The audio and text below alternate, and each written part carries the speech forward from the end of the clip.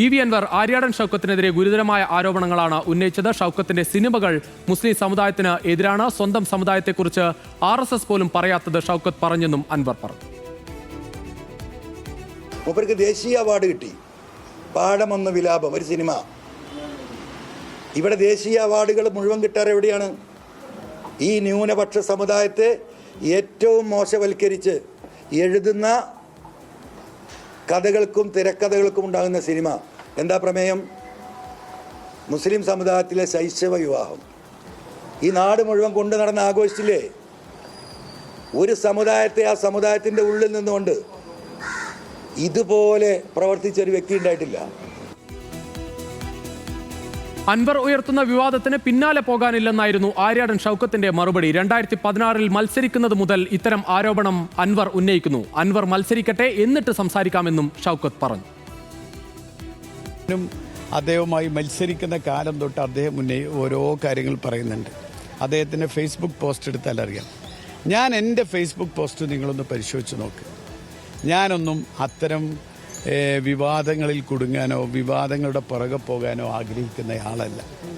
എന്നെ സംബന്ധിച്ചിടത്തോളം ഈ തെരഞ്ഞെടുപ്പിൽ കൃത്യമായ വീക്ഷണവും കാര്യങ്ങളും ഉണ്ട്. ഇനി അദ്ദേഹം സ്ഥാനാർത്ഥിയാവട്ടെ. ഇപ്പോൾ നമ്മോടൊപ്പം ന്യൂസ് മലയാളം അസോസിയേറ്റ് എഡിറ്ററും സിനിമാ സംവിധായകനുമായ VS സനോജ് ചേരുകയാണ്. സനോജ്, ഒരു കാലത്ത് കേരളം വലിയ തോതിൽ ചർച്ച ചെയ്ത ദേശീയ പുരസ്കാരം പോലും നേടിയ സിനിമകൾക്ക് പിന്നണിയിൽ പ്രവർത്തിച്ച ആളാണ് ആര്യാടൻ ഷൗക്കത്ത്. PV അൻവർ മതത്തിന്റെ ചട്ടക്കൂട്ടിലേക്ക് കൊണ്ടുപോയി മതവിരുദ്ധനായി ആര്യാടൻ ഷൗക്കത്തിനെതിരെ ആരോപണം ഉന്നയിക്കുകയാണ്. അങ്ങനെയാണോ ആര്യാടൻ ഷൗക്കത്തിന്റെ സിനിമാ ജീവിതത്തെ നമുക്ക് വിലയിരുത്താനാവുക? രജീഷ, ഒരിക്കലുമല്ല. കാരണം ഒന്നാമത് അൻവർ, എനിക്ക് തോന്നുന്നത് അൻവർ പറയുന്നത് ഇപ്പോൾ മുസ്ലിം വിരുദ്ധമായ ഒരു സിനിമയ്ക്ക് പുരസ്കാരം കിട്ടുന്ന സമയമാണെന്നാണ്. അതായത് അൻവറിൻ്റെ ധാരണയിൽ ഈ സിനിമയ്ക്ക് പുരസ്കാരം കിട്ടിയിരിക്കുന്നത് ഇപ്പോൾ BJP വന്നതിന് ശേഷമാണെന്നാണ് അദ്ദേഹം വിചാരിക്കുന്നത്. സത്യത്തിൽ അൻവറിനെ സംബന്ധിച്ചിടത്തോളം വലിയ രാഷ്ട്രീയമായി ഒരു നാടൻ ഭാഷയിൽ പറഞ്ഞ വല്ലാത്ത ഇടങ്ങേറിലാണ് അദ്ദേഹം. കാരണം ഒന്ന് ഇല്ലത്തുനിന്ന് പോരുകയും ചെയ്തു, അമ്മാത്തേക്ക് എത്തിയിട്ടില്ല എന്ന് പറയുന്ന ഒരു പഴയ പ്രയോഗം പോലെയാണ്. പുള്ളിക്ക് ഇതിൽ നിന്ന് ഇടതുമുന്നണിയിൽ നിന്ന് പോരുകയും ചെയ്തു, UDF-ലേക്ക് എത്താനും കഴിഞ്ഞില്ല, ആ രീതിയിലുള്ള ഒരു ബാർഗെയിനിങ്ങിലേക്ക് പോകാൻ കഴിഞ്ഞിട്ടില്ല.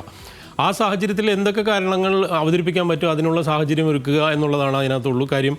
ഈ സിനിമകളെല്ലാം തന്നെ ഇപ്പോൾ TV ചന്ദ്രൻ സംവിധാനം ചെയ്ത സിനിമയാണ്. അന്ന് കോൺഗ്രസ് ഭരിക്കുന്ന കാലത്ത് ആണ് ദേശീയ അവാർഡ് കിട്ടുന്നത് എന്നുള്ളത് നമ്മൾ മനസ്സിലാക്കണം. അത് അൻവറിന് മനസ്സിലായിട്ടില്ലാന്ന് തോന്നുന്നു. അതായത് BJP ഭരിക്കുമ്പോൾ കിട്ടിയ അവാർഡുകളല്ലല്ലോ ഇത്. അപ്പോൾ ഇതിൻ്റെ പ്രധാനപ്പെട്ട പ്രശ്നം എന്താണ്? ഒന്ന്, ഏറ്റവും പ്രധാനപ്പെട്ട 2 സിനിമകൾ TV ചന്ദ്രൻ സംവിധാനം ചെയ്ത സിനിമയാണ്. ഒപ്പം തന്നെ ജയരാജ് സംവിധാനം ചെയ്ത സിനിമയ്ക്കാണ് ഇപ്പോൾ ദൈവനാമത്തിൽ എന്ന് പറയുന്ന സിനിമ ആര്യാടൻ ഷൗക്കത്ത് നിർമ്മിച്ചതാണ്. പാഠമൊന്നൊരു വിലാപം, അതുപോലെ വിലാപങ്ങൾക്കപ്പുറം, ഈ 2 സിനിമകൾ TV ചന്ദ്രൻ സംവിധാനം ചെയ്ത സിനിമയാണ്. അതിൻ്റെ തിരക്കഥയിൽ പങ്കാളിയാണ് ആര്യാടൻ ഷൗക്കത്ത്. അതിൽ നാഷണൽ അവാർഡ് കിട്ടിയിട്ടുണ്ട്, സ്റ്റേറ്റ് അവാർഡ് കിട്ടിയിട്ടുണ്ട്. ആ സമയങ്ങളിലെല്ലാം കോൺഗ്രസോ അല്ലെങ്കിൽ അത്തരത്തിൽ കോൺഗ്രസും ഒപ്പം തന്നെ കേരളത്തിൽ 2 പാർട്ടികളും ഭരിക്കുന്ന 2 സാഹചര്യത്തിലും അവാർഡ് കിട്ടിയിട്ടുണ്ട്. അതെന്താണ്? അതാ മതത്തിനകത്ത് അല്ലെങ്കിൽ ഒരു പ്രത്യേക വിഭാഗത്തിനകത്ത് ചില പുഴുക്കുത്തുകൾ അല്ലെങ്കിൽ ചില യാഥാസ്ഥിതിക പക്ഷത്തെ നോക്കിക്കാണുന്ന വളരെ പുരോഗമനപരമായുള്ള ഒരു പെർസ്പെക്റ്റീവ് മുന്നോട്ട് വയ്ക്കുന്ന സിനിമകളാണ്. അത് ലോകത്ത് അത്തരം സിനിമകൾ അംഗീകരിക്കപ്പെട്ടിട്ടുണ്ട്. അത് മുസ്ലിം സമൂഹത്തെ മൊത്തത്തിൽ അധിക്ഷേപിക്കുന്ന സിനിമകളല്ല. മാത്രമല്ല, ഇത് മുസ്ലിം സമൂഹത്തെ അധിക്ഷേപിക്കുന്ന സിനിമയാണെന്ന് ഒറ്റയടിക്ക് പറയുന്നതിലൂടെ യഥാർത്ഥത്തിൽ അൻവർ എന്താണ് ചെയ്യുന്നത്? മുസ്ലിം സമൂഹത്തെ മൊത്തത്തിൽ അപമാനിക്കുന്ന തരത്തിലുള്ള പ്രസ്താവനയല്ലേ? അതായത് ഒരു സിനിമ എടുത്ത് മൊത്തത്തിൽ അവിടെ മൊത്തം ഈ മുസ്ലിം സമൂഹത്തിലെ ആളുകളെല്ലാം ഇങ്ങനെയാണ് എന്ന് അൻവർ പറയുമ്പോൾ ഉടൻ തന്നെ അതിനനുസരിച്ച് വോട്ട് ചെയ്യുന്നവരായിട്ട് അത്രയ്ക്ക് ബുദ്ധിയില്ലാത്ത ആളുകളാണ് മുസ്ലിം വോട്ടർമാർ എന്നാണോ അൻവർ മനസ്സിലാക്കുന്നത്? അപ്പം ഇത് യഥാർത്ഥത്തിൽ ഈ രീതിയിലേക്ക് ഇതിനെ ട്വീക്ക് ചെയ്യാൻ ശ്രമിക്കുന്നതിലൂടെ മുസ്ലിം വിഭാഗത്തെ അല്ലെങ്കിൽ അവിടുത്തെ വോട്ടർമാരെ തന്നെയാണ് അൻവർ അപമാനിക്കുന്നത്. കാരണം എല്ലാ കാലത്തും ഇത്തരം സിനിമകൾ TV ചന്ദ്രൻ്റെ അടക്കമുള്ള സിനിമകൾ വലിയ രീതിയിൽ പ്രശംസിക്കപ്പെട്ട, നിരൂപക പ്രശംസ നേടിയ സിനിമകളാണ്. അത് സാധാരണ പ്രേക്ഷകർക്കും ഇഷ്ടപ്പെട്ടിട്ടുണ്ട്. മീര ജാസ്മിന് അവാർഡ് കിട്ടിയ സിനിമയാണ്, അതുപോലെ പൃഥ്വിരാജ് അഭിനയിച്ച സിനിമയാണ്. ഒപ്പം തന്നെ വലിയ രീതിയിൽ ഒരുപാട് ചലച്ചിത്രമേളകളിൽ മാത്രമല്ല തിയേറ്ററുകളിൽ വലിയ കളക്ഷനുകളാക്കിയ സിനിമകളാണ്. അപ്പോൾ അത് തന്നെ ഏതെങ്കിലും ഒരു വിഭാഗത്തെക്കുറിച്ചാണെന്ന് എങ്ങനെ പറയാൻ പറ്റും? എല്ലാ വിഭാഗത്തിലുള്ള ചില അതിൻ്റെ തന്നെ ഒരു മൈക്രോ മൈനോറിറ്റിയെക്കുറിച്ചുള്ള ഒരു സിനിമ അല്ലെങ്കിൽ അത്തരം സിനിമകൾ, അത്തരം കഥാപാത്രങ്ങളിൽ എല്ലാ കാലത്തും ഉണ്ടായിട്ടുണ്ട്, സാഹിത്യത്തിലുണ്ടായിട്ടുണ്ട്, സിനിമയിലുണ്ടായിട്ടുണ്ട്. അത് അവരെ മൊത്തത്തിൽ ആക്ഷേപിക്കുന്ന ഒരു സിനിമയല്ലല്ലോ.